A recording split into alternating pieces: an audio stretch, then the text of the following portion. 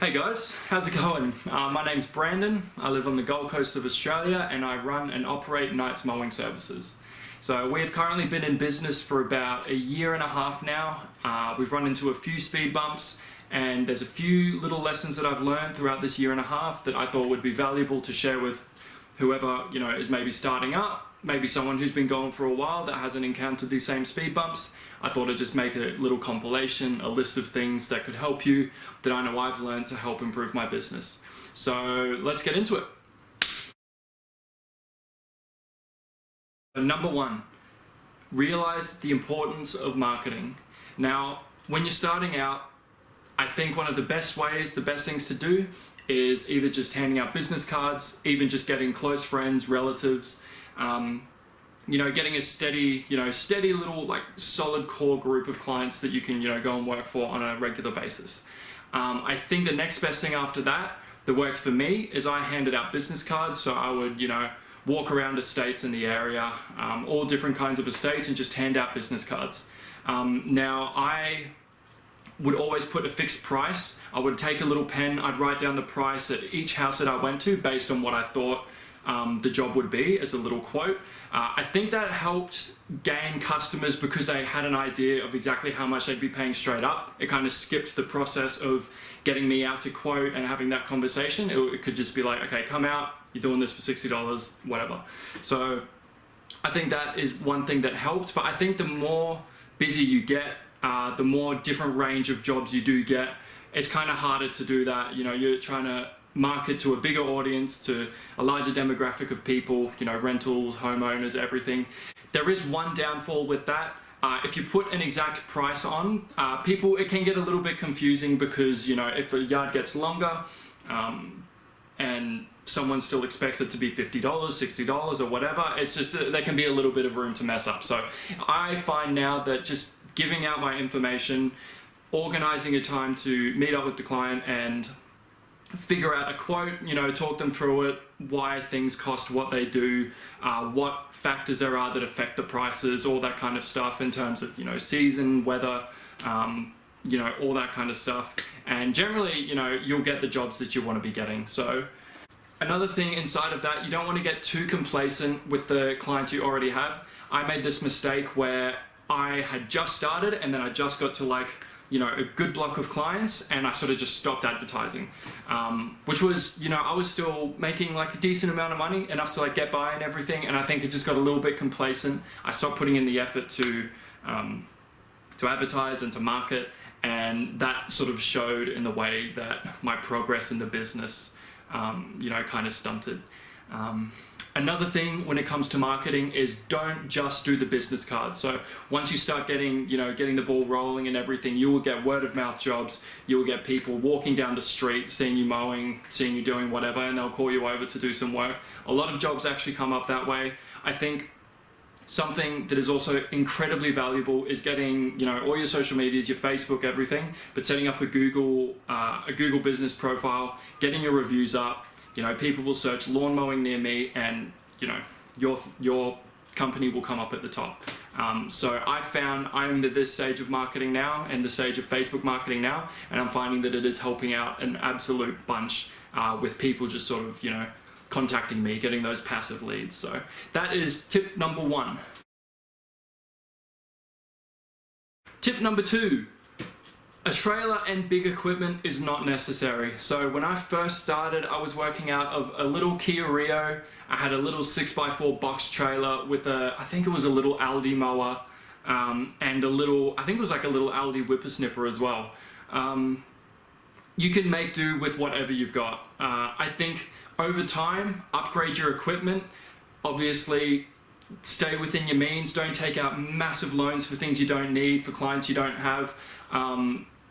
Live within your means with the business. You can make things work. Figure out exactly what it is you want to be doing, the services you want to be providing. So if it's lawn mowing and you have been attacking a bunch of domestic, smaller rental suburbs and estates, then maybe depending on the size, it might not be worth going out and taking out a loan for a big ride-on mower when you could get the job done cheaply and efficiently with the push mower and a whippersnipper.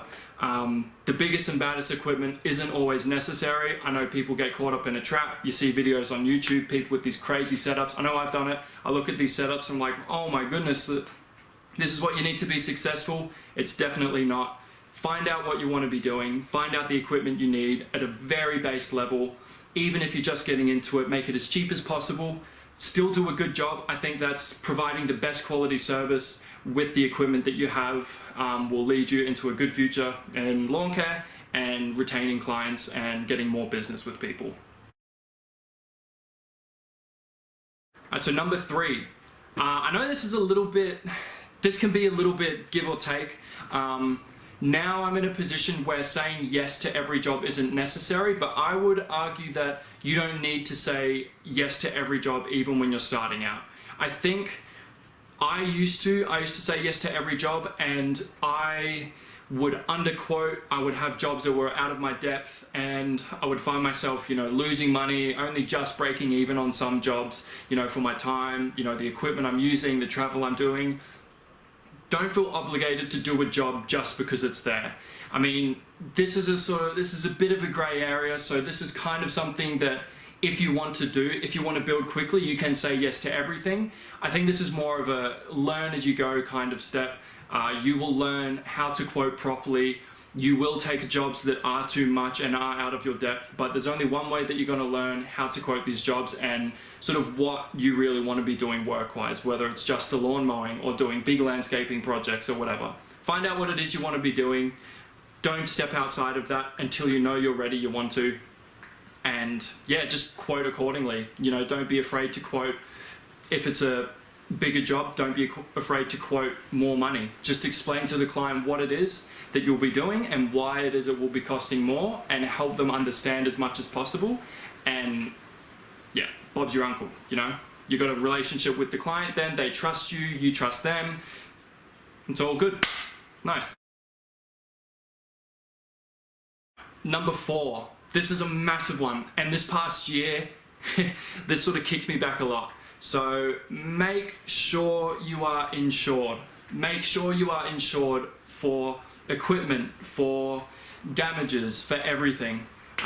We had an incident where, this doesn't look good on me, but a window broke, and there was a mix-up with my insurance, and had to pay this window outright, out of the pocket. It was fine. We talked with the client. He was all happy. Yeah, so stuff like that happens. Stuff like that is always going to happen in the field. It doesn't matter. Don't take it too harsh like I did. Just make sure everything is in order so that when it does happen, it doesn't happen again. Same goes for theft and insuring your equipment for if it gets damaged or stolen. I actually did have a trailer stolen the past year. My first trailer. Unfortunately, it wasn't completely insured, so I was only able to get a certain amount back, but that did set me back quite a lot coming into the next financial year. So make sure your insurance and all of that kind of stuff is set up to a T. Make sure you're on top of that. You don't want to be caught out, a rock flicking up and hitting someone, or your equipment being stolen, or breaking someone's equipment. You want to be on top of that. It just shows, if anything does happen and you can deal with it quickly and efficiently with your insurance, that the customer will trust you, even if things can go wrong. Not that that's the goal, but yeah, so make sure your insurance is in order. Number 5, it's not all sunshine and rainbows. Weather does play a big part in this business. So what you really want to be doing is looking out for the weather, keeping an eye on the radar, keeping an eye on the weather forecast. Weather's tough because it's temperamental, so I think getting an idea of what the weather is usually like where you are in different parts of the year, it's quite a seasonal job. So being smart with your money, being able to put money aside for the quieter months, and then knowing when to invest in what kinds of equipment to keep you going and keep you working through the year. When weather is either rainy, say it is like a hot season, you are working and everything, say if it's raining and you have a flat out day of work but you can't do it, it's just too wet, it'll just ruin people's yards or ruin your equipment or whatever, make sure you keep your clients in the loop. Make sure to text them, make sure to reorganize, let them know what's happening. Be on their side. You want to help them as much as possible. Let them know that you're not just flaking and that there is a reason for what's going on and why. So keeping an eye on the weather is a massive thing in terms of rain, keeping an eye on the radar, making sure that you can work. Another massive thing is letting your clients know when weather is bad that you won't be around. Don't just expect them to be like, oh, it's raining, they won't be around. Even if that's what they're going to think. Give them a text. Keep them in the loop. Give them a call. Let them know that you won't be over. Let them know that you'll be over as soon as possible when you can, and prioritize those clients because those jobs would fall on that day or however you have it set up. But make sure to keep your client in the loop. Make sure to let them know what's going on. Don't flake. Don't leave them wondering. Keep them engaged. Stay engaged with them, and they will appreciate that in the long run as well, because it's strengthening your relationship with them. It gives them trust for you, and a lot of the time they don't care. I know I said I'd give 5, but I do have another little honorable mention tip. That is, always answer your phone. No matter when you get a call, always answer it. I've been a victim to this where I've been driving or I have been away from my phone, or for whatever reason I haven't been able to answer a call. I can't imagine how many jobs I would have missed. Answering isn't always the 100% guarantee. A lot of times I've spoken to people and I've asked them to text through their address and would never get an address or never get any more information. So being able to separate yourself from what you're doing, I know it might be hard, but separate yourself from what you're doing, take the call, make it as easy as possible for the client. So open your notes on your phone, keep a pen and pad on you, ask them for their address and tell them that you will be over at a certain time. That's the key. I think the more work you make the client do, the less chance there is that you're going to secure them as a customer. So make it as easy as you can for them.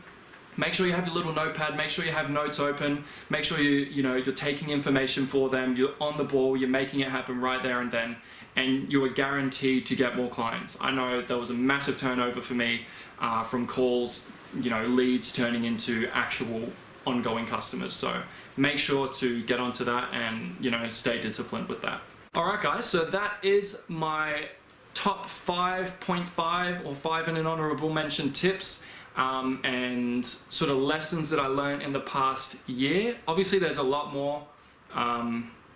Maybe I'll make another video in a year's time with another 5 or 10 or 100 that I've learned in the next year, because I know as things grow, more things can go wrong, more things can happen, and there's more ways to adapt. So yeah, what we'll do, we'll cross that bridge when we get to it. I appreciate you guys for watching the video. If you did watch the video, make sure to leave a like and subscribe if you did enjoy it or find it somewhat helpful, and make sure to leave a comment with any more tips that you might have for other people in the field. We're all sort of out here to help each other. It is a very competitive field, but at the same time, we're all in a field we love and take pride in our work, and I know that a lot of people like helping each other out. So make sure to keep the good vibes, keep the good energy, and keep up the good work, guys. We'll see you in the next video. Cheers.